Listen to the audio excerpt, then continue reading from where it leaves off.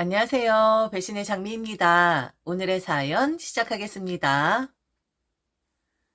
결혼 7년 만에 쫑이 난 여자입니다. 결혼 생활 내내 저는 정말 최선을 다했고, 그리고 진심을 다하는 그런 사람이었어요. 이 점은 남편도 그리고 시댁 어른들도 잘 아는 바이긴 합니다. 그런데 왜 제가 이혼을 선택할 수밖에 없었을까요? 그건 바로 이중성 때문이었답니다. 이제야 제가 깨닫게 된 거였죠. 그 오랜 동안 허송 세월을 하다가 말이죠. 제 이야기를 좀 들려드리겠습니다. 그리고 저와 같은 일이 있으신 분들께는 제발 저와 같이 살지 않기를 바라며, 결혼하고 나서 저는 정말 시댁에 잘하는 며느리였습니다. 이유는 간단했습니다. 너무 미안했거든요. 결혼한 지 2년 만에 저희 가족에게 정말 민망하고 부끄러운 일이 벌어졌습니다. 바로 부모님의 이혼이었죠. 그 이유는 아버지 때문이었습니다. 아버진 제가 결혼하기 전부터 엄마 몰래 오랫동안 바람을 피우고 계셨습니다. 문제는 그 상대 여자가 아버지에게 약속받았던 게 있었던 거예요. 제가 결혼만 하면 엄마와 이혼을 하겠다라는 약속이었죠. 결혼 전까진 저도 전혀 몰랐습니다. 아니, 몰랐다기보다는 정말 상상조차 하지 못했습니다. 제 아버지가 그럴 분이라고는 상상도 못했으니까요. 결혼 후에도 이혼 이야기가 나오지 않자 그 여자가 직접 엄마를 찾아온 겁니다. 뻔뻔하게도 아버지가 엄마를 더 이상 사랑하지 않는다며 이혼을 요구한 거죠. 엄마가 그날 얼마나 충격을 받으셨을지, 그리고 그 이후 얼마나 외로우셨을지 생각하면 아직도 가슴이 먹먹합니다. 그 과정을 지켜보며 저는 우리 가족이 콩가루 집안이라는 걸 그때서야 깨달았습니다. 제가 몰랐을 뿐 이미 오래전부터 가족의 균열은 시작되고 있었던 거죠. 그런데 그 사실을 제가 가장 아끼고 사랑하는 남편도 알게 된 겁니다. 남편에게 얼마나 미안했는지 모릅니다. 결혼 전에는 저희 가족이 평범하고 화목한 가정이라고 소개했는데, 결혼하고 나서 이런 상황이 드러나니 남편이 얼마나 실망했을까요? 솔직히 말하면 남편이 속으로 사기인가? 라는 생각을 했어도 이상하지 않았을 거예요. 그런데 남편은 그런 말 한마디 하지 않았습니다. 오히려 엄마의 편에 서서 이혼 과정을 도와드렸고, 아버지와는 아예 연락을 끊어버리더라고요. 저런 사람과는 더 이상 인연을 이어갈 필요가 없다고 단호히 말하며 연락을 완전히 끊었습니다. 그 모습을 보며 저는 남편에게 더 미안하고 더 고마웠습니다. 결혼하고 2년 만에 처가라는 곳이 이런 집안이라는 걸 알게 된 남편이 얼마나 힘들었을지 상상만 해도 미안한 마음이 컸습니다. 그래서 저는 결혼 초반에 시댁에 정말 잘 하려고 노력했습니다. 제가 더 열심히 해야 한다고 생각했죠. 남편이 처가로 인해 부담을 느끼거나 창피함을 느끼지 않도록 시댁에서도 제가 부족한 며느리가 아니라는 걸 보여주고 싶었습니다. 물론 시댁에서도 부모님의 이혼 사실을 알게 되었습니다. 그래서 한동안 저는 시댁에 발길조차 하지 못했어요. 솔직히 자격지심 때문이었죠. 제 앞에서는 아무 말도 하지 않았지만 그 뒤에서는 분명 저를 흉보고 있을 거라는 생각이 들었거든요. 처가가 저 모양이라니. 그런 집안 며느리가 우리 집에 들어왔으니 하는 말들을 상상만 해도 가슴이 철렁거렸습니다. 그럴수록 제가 할 수 있는 건 시댁에 잘하는 것밖에 없었습니다.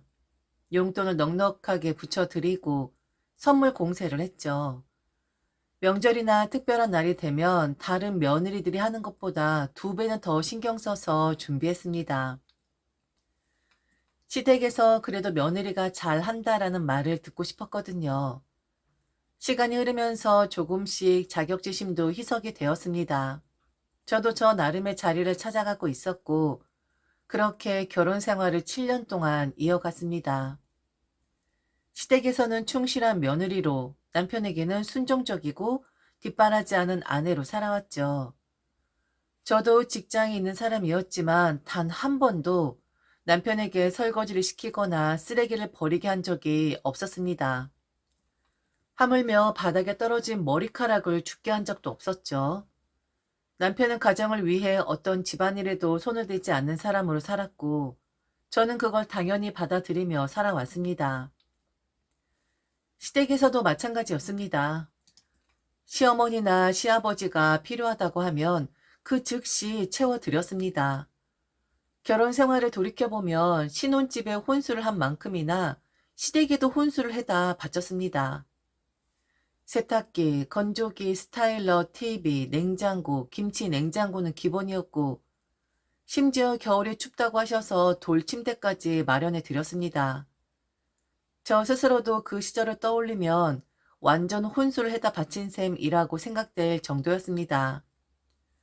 그렇게 했던 이유는 미안해서였어요. 제 부모님의 이혼이 남편에게는 흠이 된다는 생각이 머릿속을 떠나지 않았거든요. 남편이 저희 부모님의 문제로 얼마나 실망했을지, 얼마나 창피했을지 생각하면 그 미안함이 항상 저를 짓눌렀습니다. 결혼 초반에는 남편이 저희 부모님 이혼 문제로 겪은 여러 가지를 눈앞에서 봤습니다. 그 모습을 보며 제가 할 수 있는 건 최선을 다해 잘하는 아내가 되는 것이라고 생각했어요. 그래서 저는 자발적으로 희생하는 사람이 되었고, 그것이 결혼 생활에서의 제 역할이라고 여겼습니다. 하지만 사람들이 그렇더라고요. 제가 잘하면 잘할수록, 제가 더 낮은 자세로 다가가면 다가갈수록 고마움을 느끼기는커녕 나중에는 저를 더 쉽게 보고 이용하려 들더군요. 처음에는 저를 이해해 주는 척했던 사람들도 어느 순간부터는 저를 무시하고 깔보는 태도를 보이기 시작했습니다. 그때 깨달았죠. 나를 우습게 보는구나. 나 스스로 흠이 있다는 것을 인정하니깐. 이혼 후 한동안 저희 어머니는 많이 힘들어 하셨습니다. 평생을 함께했던 배우자가 배신하고 떠난 충격은 쉽게 가시지 않았죠. 그럼에도 어머니는 오래 슬퍼하고만 있진 않았습니다.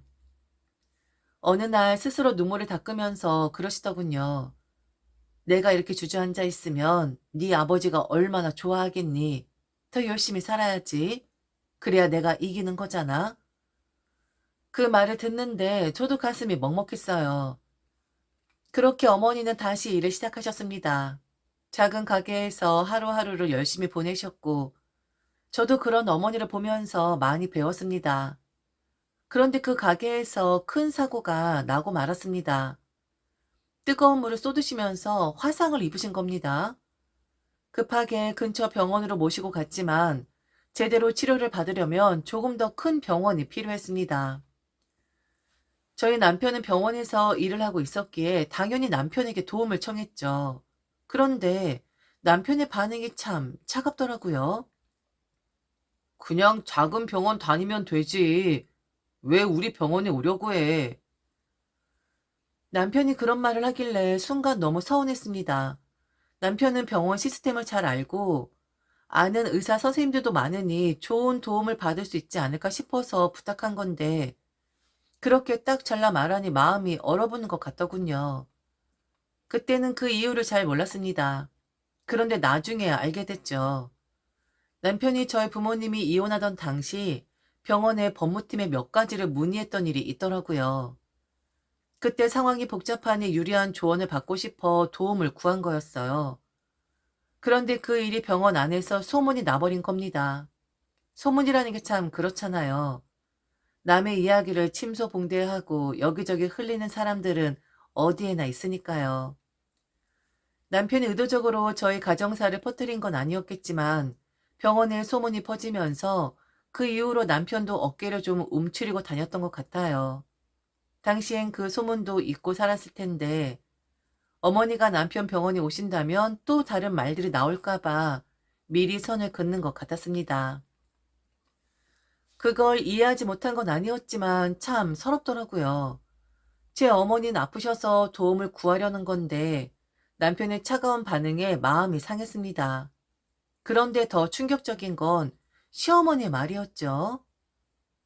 네 남편 얼굴에 먹칠하지 마라. 도와주지는 못할 망정 창피까지 주면 안 되지 않냐? 그 말을 듣는데 가슴이 턱 하고 막혀버렸습니다.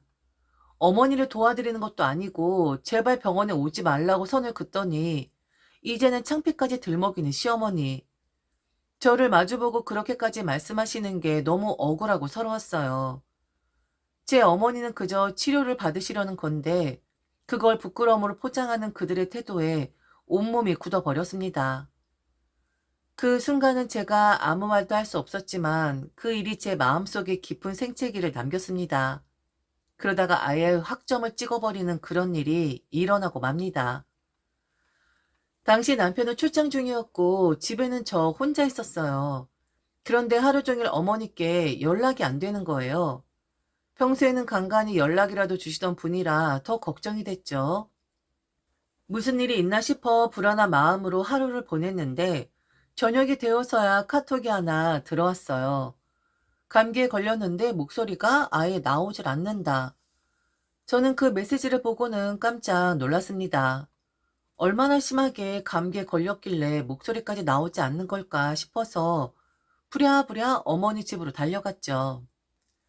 집에 도착해서 문을 열고 들어갔는데 어머니는 땀에 젖은 얼굴로 누워 계셨어요. 몸에 열이 펄펄 끓고 있었고 숨도 가쁘게 쉬고 계셨죠. 그 모습을 보는데 너무 놀라고 가슴이 아팠습니다.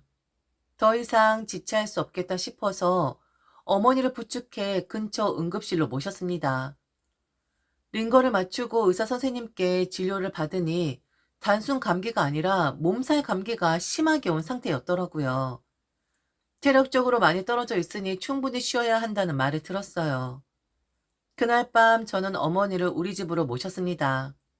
집에 혼자 계시게 둘 수가 없더라고요. 어차피 남편도 없으니까 조금만 딸이 해주는 밥 드시고 좀 쉬세요. 그렇게 어머니를 우리 집으로 모셔오면서 마음속에 결심을 했습니다. 그동안 어머니가 저에게 얼마나 많은 걸 희생하셨는지 너무 잘 아는데 막상 저는 어머니가 힘드실 때 곁에 있어 드리지 못했다는 생각이 들었거든요. 어머니를 집에 눕혀드리고는 다시 어머니 집으로 돌아갔습니다. 어머니가 일주일 동안 우리 집에 계실 동안 필요한 물건들을 챙기려고요. 그런데 물건을 챙기다 보니 제 눈에 너무 속상한 것들이 하나둘씩 들어오더라고요. 실밥이 다 떨어져서 너덜너덜해진 어머니의 속옷, 구멍난 바지, 오래되고 낡아버린 양말들, 성한 게 하나도 없었어요. 그 물건들을 손에 들고 있는데 저도 모르게 눈물이 나왔습니다. 내가 지금까지 뭘 한 거지? 라는 생각이 머릿속을 떠나지 않았어요. 그동안 시댁에는 그렇게 애쓰고 온갖 것을 다 갖다 바쳤으면서 정작 우리 어머니께는 뭐 하나 제대로 해드린 게 없더라고요. 어머니는 혼자 이 모든 걸 견디시면서도 저한테는 단 한 번도 힘들다거나 서운하다는 말씀을 하지 않으셨던 분인데 그런 어머니를 이렇게 내버려둔 제 자신이 너무 부끄럽고 미웠습니다. 그날 어머니는 우리 집에 딱 3일 계셨어요.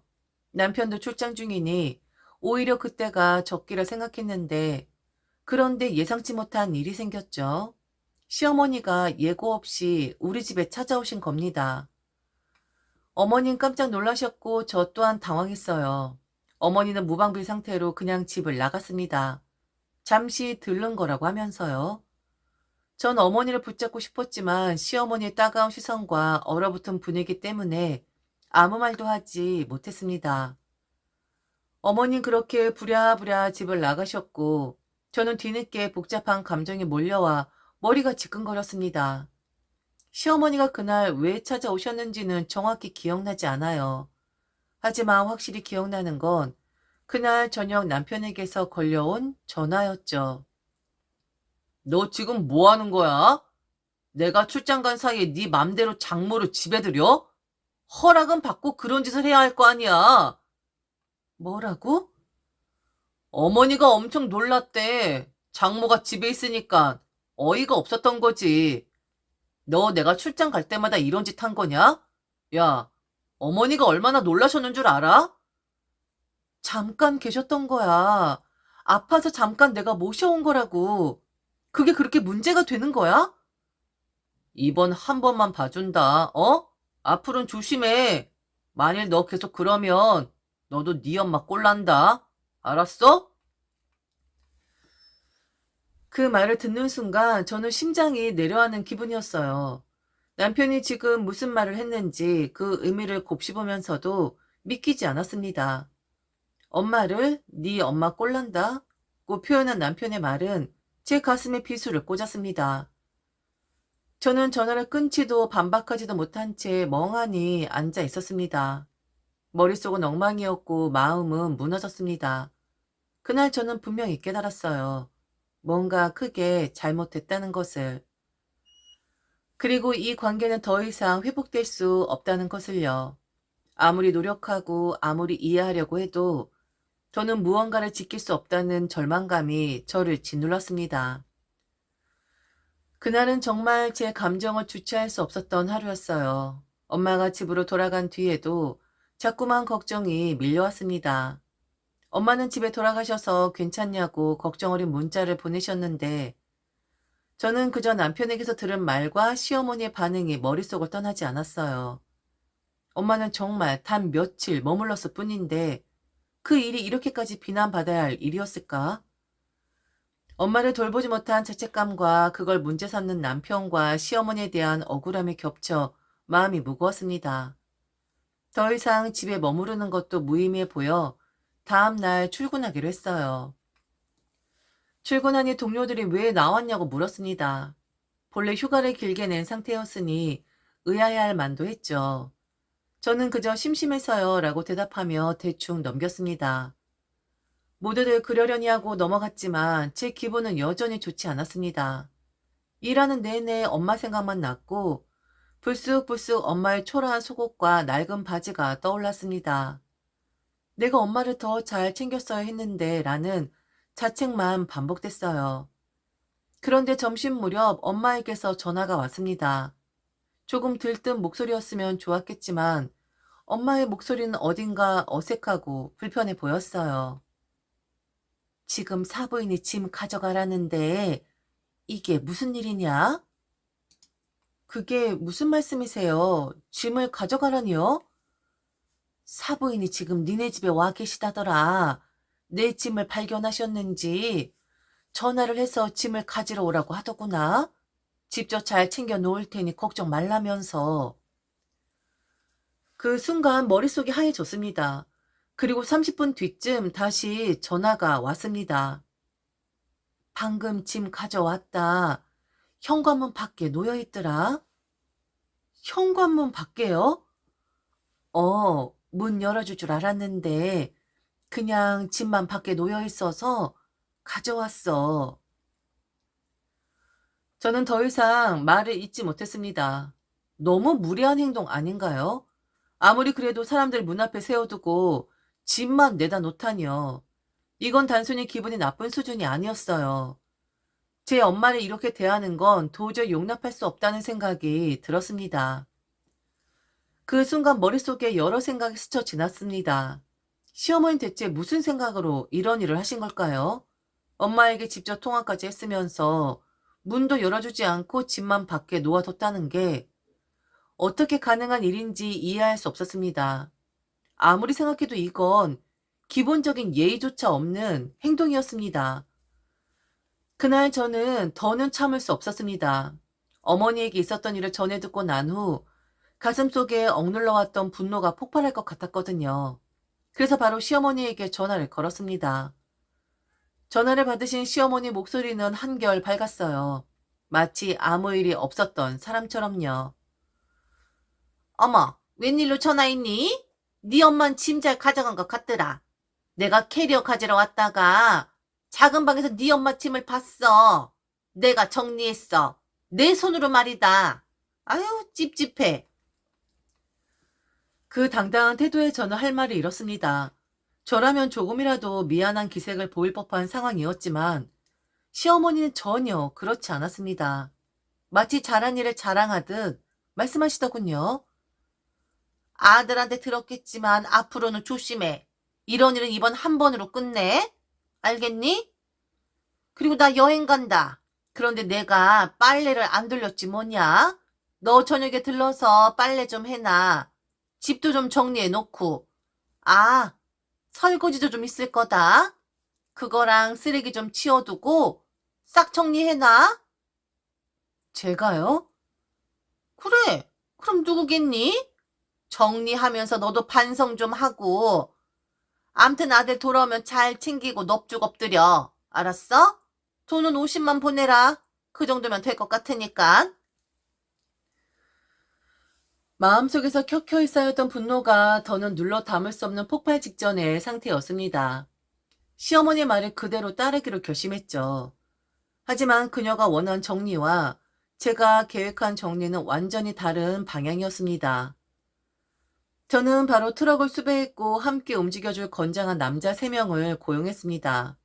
그날 시댁은 텅 비어 있었죠. 시어머니와 시아버지가 여행을 떠난 덕분에 제가 원하는 일을 방해할 사람은 없었습니다. 트럭과 기사님들, 그리고 고용한 남자분들과 함께 시댁으로 들어섰을 때 머릿속은 이미 정리가 끝난 상태였어요. 집 안으로 들어서니 그동안 제가 사다 바친 물건들이 눈에 들어왔습니다.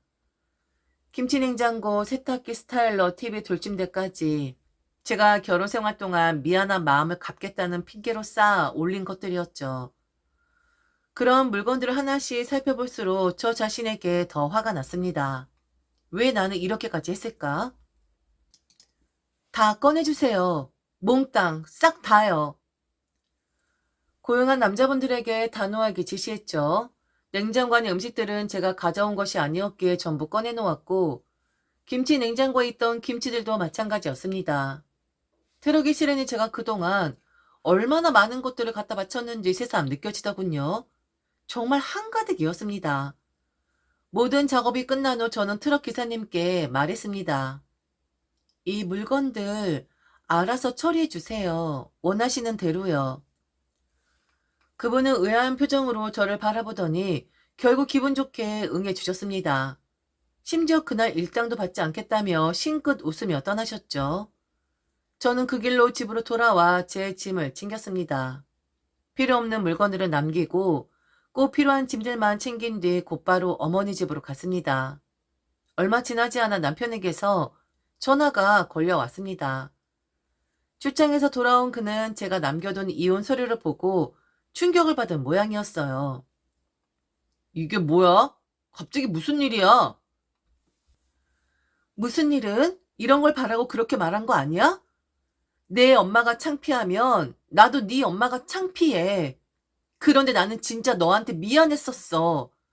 우리 부모님의 이혼 때문에 너한테 흠이 될까 봐 정말 죽을 만큼 미안했었거든? 그런데 지금 생각해보니 내가 왜 미안했어야 했을까? 내가 이혼한 것도 아니고 내가 바람을 피운 것도 아니고 나랑 아무 상관없는 일인데 왜 내가 그렇게 기어 살았는지 모르겠더라. 그래서 결심했어. 이제 이혼하자. 깔끔하게 끝내자. 무슨 소리야? 갑자기 왜 이래? 음식 썩은 내 나는 거 싫으면 당장 네 부모 집으로 가봐. 네 부모님이 시킨 정리를 내가 확실하게 해놨거든? 남편은 무슨 뜻인지 이해하지 못한 채 전화를 끊었습니다. 정확히 30분 뒤 남편에게 다시 전화가 걸려왔습니다. 이게 대체 무슨 짓이야? 너 지금 뭐 하는 거야?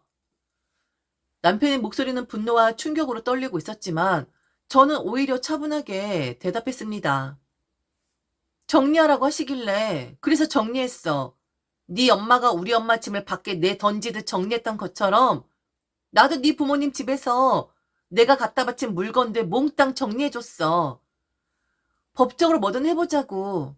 앞으로 길고 긴 싸움이 되겠지만 하나도 겁 안 나. 나를 이렇게 만든 건 바로 너희들이거든? 야, 아무리 그래도 이건 너무하는 거 아니야? 아니, 어떻게 이렇게 집안을 엉망으로 만들어놔? 엄마, 아버지가 이거 보시면 얼마나 충격받으시겠어? 너 지금 미친 거야? 미친 거야. 나 미친년이야. 그런데 나를 미친년으로 만든 건 바로 너와 니네 집 식구들이다? 기어주니까 그냥 계속 길 줄 알았지. 그런데 말이야. 적어도 너란 놈도 양심이 있다면, 아니, 상식이 있다면 네 장모를 창피하게 여길 게 아니라 불쌍하게 여겨 했다라는 거야. 네 엄마였어도 그랬을까? 내가 네 엄마를 그따위로 대접했으면 네 마음은 어땠을까? 아니지. 모르겠지. 그러니까 그따위로 굴었겠지. 제대로 한번 해보자. 난 이제 더 이상 기지 않을 거거든? 제대로 딱 정리해보자고. 알았어, 이 나쁜 놈아? 제 목소리는 점점 커졌고 결국 소리를 질러대며 전화를 끊었습니다. 이제 저는 준비가 되어 있었습니다. 더는 숨지도 피하지도 않을 겁니다. 내가 잘못한 게 없다면 끝까지 싸워야죠. 이혼 과정은 정말 끔찍했습니다. 모든 게 질척거리고 지독했죠. 하지만 저는 끝까지 포기하지 않았습니다. 1년간의 긴 싸움 끝에 마침내 이혼이 성사되었고 지금은 엄마와 함께 살고 있습니다. 엄마는 자꾸 자신 때문에 내가 이혼했다고 속상해하세요. 내가 그때 네 집에 안 갔으면 이런 일 안 벌어졌을 텐데. 늘 이렇게 말씀하시지만 저는 단호하게 대답합니다. 엄마 탓이 아니야. 그들 탓이지. 엄마는 그냥 엄마답게 계시면 돼. 지금은 소소한 일하면서 엄마와 산책도 하고 서로 기대며 그렇게 살고 있습니다. 의외로 이런 평범한 일상이 제게는 너무도 소중합니다. 시댁과 남편의 그림자가 없는 지금이 제 인생에서 가장 행복한 시기 같아요. 이혼 과정 중 알게 된 충격적인 사실도 있었습니다. 제가 이혼을 준비하면서 여러 증거를 수집하던 중 시아버지가 바람을 피우고 있었다는 걸 알게 된 거죠. 이 사실을 알게 된 건 우연이었습니다. 시아버지가 가끔 제 체크카드를 쓴 적이 있었거든요. 평소엔 별로 신경 쓰지 않았는데 내역을 정리하다가 어떤 특정한 이름을 발견했습니다. 이름 이상해서 검색해 봤더니 룸살롱 이름이더라고요. 남자들은 다 안다지만 저는 정말 어이가 없었죠. 결국 믿는 도끼에 발등 찍힌 건 시어머니였습니다. 남편과 식구들 모두 제게 그렇게 비난을 퍼부으며 잘난 척하더니 결국 자기들 안방도 엉망이었던 거죠. 물론 그들이 어떻게 살든 이제는 제 알 바 아닙니다. 시어머니는 이혼할 용기도 없는 사람이니까 아마 계속 그 상황에서 살겠죠. 그래도 한 가지 확실한 건 시어머니가 지금 어떤 마음일지 상상만 해도 고소하다는 겁니다. 이제 저는 새로운 인생을 시작했습니다. 엄마와 평화로운 일상을 보내며 천천히 저 자신을 되찾아가고 있어요. 다시는 그 지옥 같은 경험으로 돌아가지 않을 겁니다. 제가 간절히 바라는 건 단 하나입니다. 죽을 때까지 시댁과 다시 마주치지 않는 것. 이제는 천국 같은 일상을 살아가고 있으니 다시 지옥을 경험할 생각은 추호도 없거든요. 지금까지 들어주셔서 진심으로 감사합니다. 이상 귀신의 장미였습니다.